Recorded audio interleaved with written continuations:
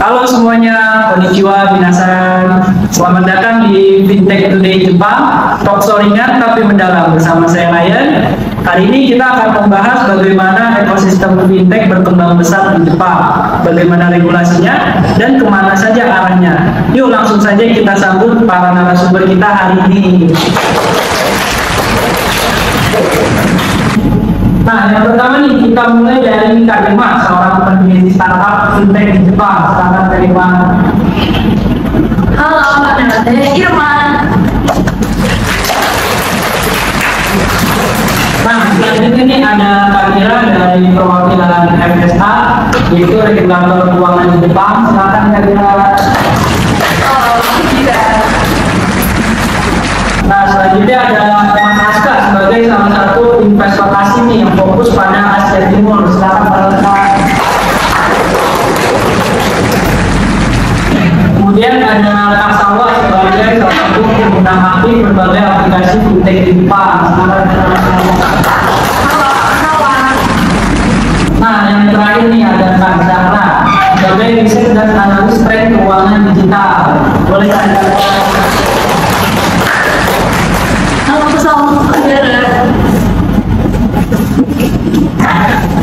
Nah, buat yang pertama nih aku mau nanya ke Kak Irma nih. Kita tahu kan Jepang itu punya nama besar seperti Rakuten, LinePay.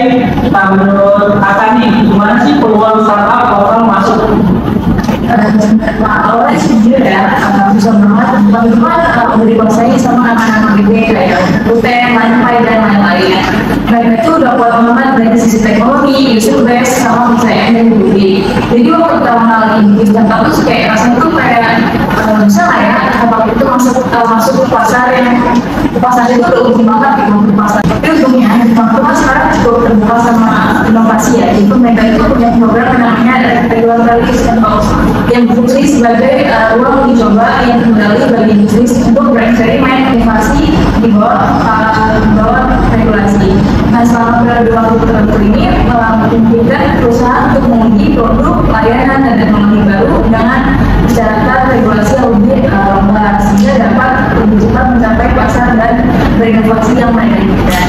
Misalnya contohnya kayak aku, kita tuh bisa coba sistem pembayaran digital di area tertentu tanpa harus langsung punya lisensi dari agensi lainnya.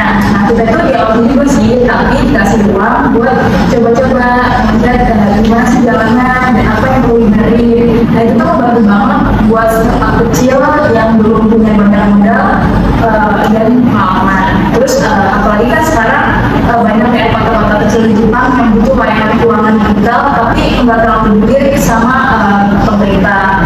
Jadi justru itu jadi cara buat kita kalau kita bisa kasih solusinya itu cocok buat mereka peluang lumayan besar.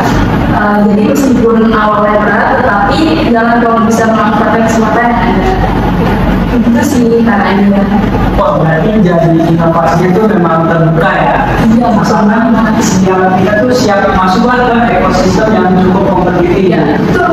Nah, tapi kalau misalkan bicara soal inovasi nih, kita kan tentu nggak bisa lepas dari yang namanya aturan main. Nah, sekarang tuh aku mau membahas bagaimana sebenarnya regulasi yang ada di Jepang. Nah, aku mau nanya ke Kak Ira nih sebagai perwakilan FSA. Nah, menurut Kakak nih, gimana sih cara pemerintah buat menjaga ekosistem ini?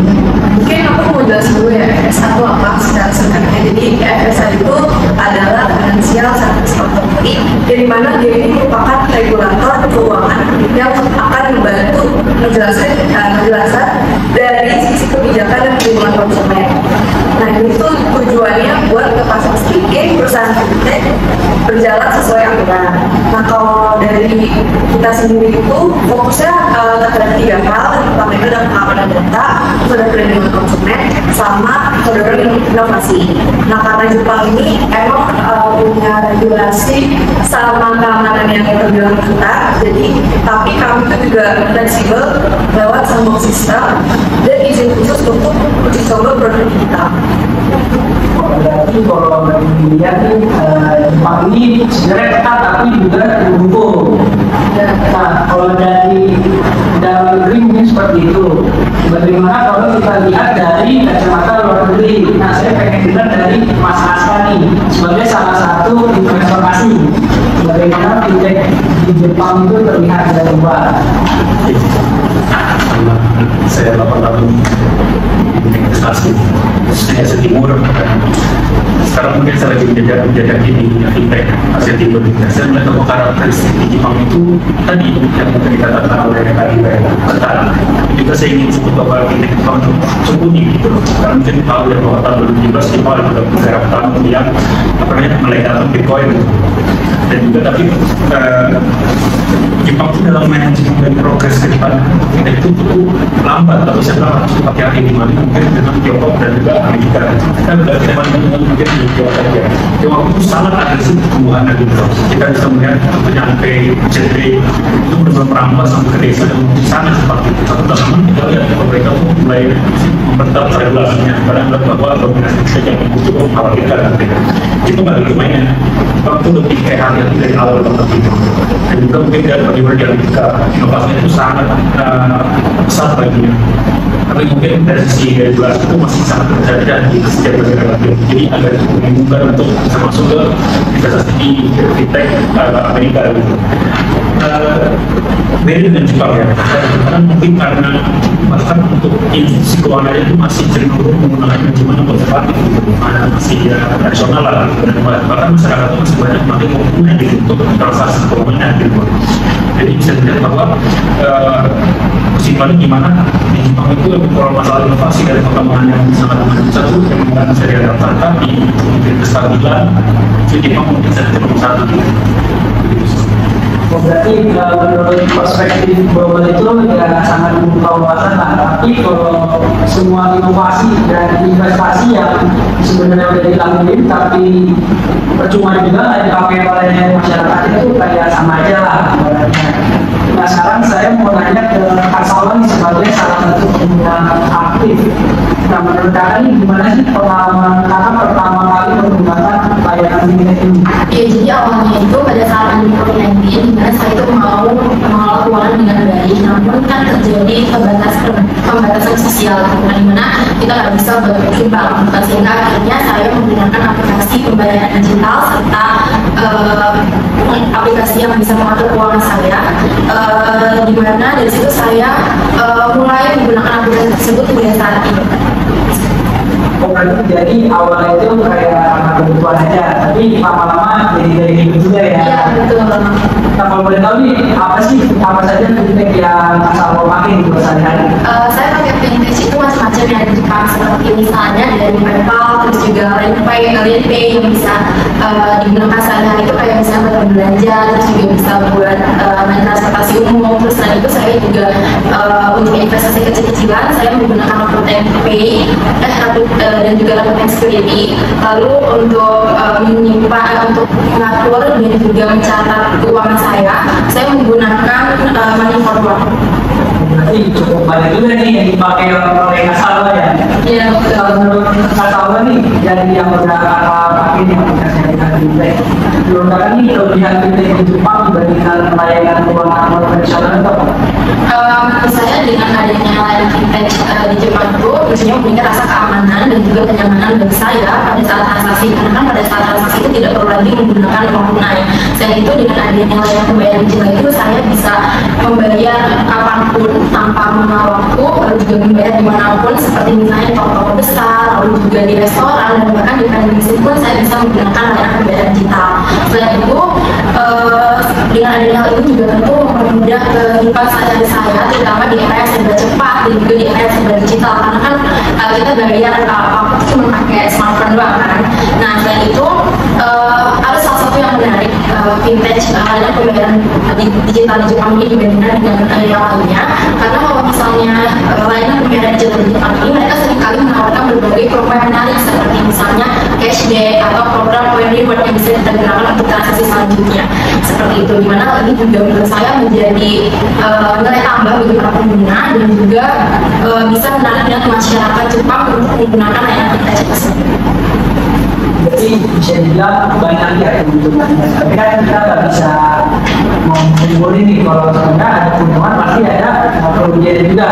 Nah menurut Kak Salwa nih selama yang udah kakak pakai nih aplikasi-aplikasi fintech nih, ada nggak sih kekhawatiran yang Kak Salwa rasain? Mungkin awalnya ada ya, terutama terkait dengan keamanan data, terus juga soal penipuan. Nah, tapi sekarang ini saya udah sedikit berkurang kekhawatirannya karena fintech yang ada di negara Jepang itu mereka telah memiliki sistem keamanan data. Jadi lumayan lah, ada kelebihan, ada juga kekurangan. Ya betul. Oke, terima kasih nih buat Kak Salwa atas ceritanya hari ini. Nah, selanjutnya kita ingin melihat nih dari segi budaya dan kebiasaan masyarakatnya pastinya memiliki peran besar dalam perkembangan fintech. Nah, untuk menutup salah satu diskusi ini saya ingin nanya ke Kak Zahra nih, kira-kira tren ke depan itu seperti apa yang perlu kita ketahui di Jepang? Oke, yang saya lihat untuk tren Jepang untuk kedepannya itu adalah bahwa saat ini Jepang telah fokus kepada digital payment dan blockchain, di mana sudah hampir 80% dari masyarakat Jepang itu menggunakan pembayaran digital seperti QR dan e-wallet. Lalu angka ini akan terus diprediksi hingga 5 tahun yang akan datang. Nah, selain dari digital payment, sektor blockchain ini juga menarik terutama pada bagian retirement dan cross-border payment.